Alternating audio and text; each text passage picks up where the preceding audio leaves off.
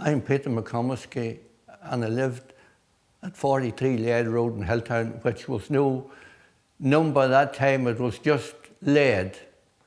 I went to the gas school 3.5 miles from our home place. The only time I would have been in Hilltown would have been when we were coming to the fairs with my father, and the cattle were sold on the street, and we were there to just pen them in as children that they wouldn't run away.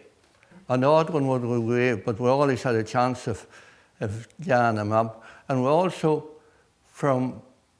it's about 3.5 miles till where I lived at home, we walked the south to the Boar, to this yard down here, Mourne's yard.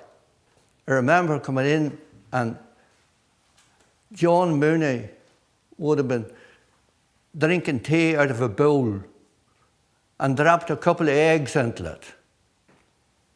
And he also had a hardware shop, the brother Arthur had. There was one time, Arthur Mourne here, my father, and he found a 10-shilling note at the door. And he come in and he gave it to Arthur Mourne, and he says to Arthur Mourne, "Had you anybody in this morning?" He says, "I had a few in." He says, "I found a 10-shilling note." Arthur Mourne says, "Give me that." He says, "I'll put it up on the shelf there and see who was in." In a week or two, my father went in and he says to Arthur Mourne, "What about the 10-shilling note, Arthur?" Oh, he says, "I never had anybody for it."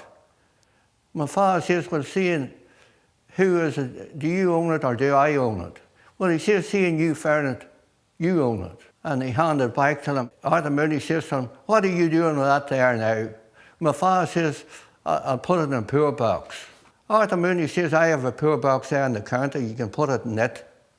And my father says, "Oh no, I have a poor box at home," he says.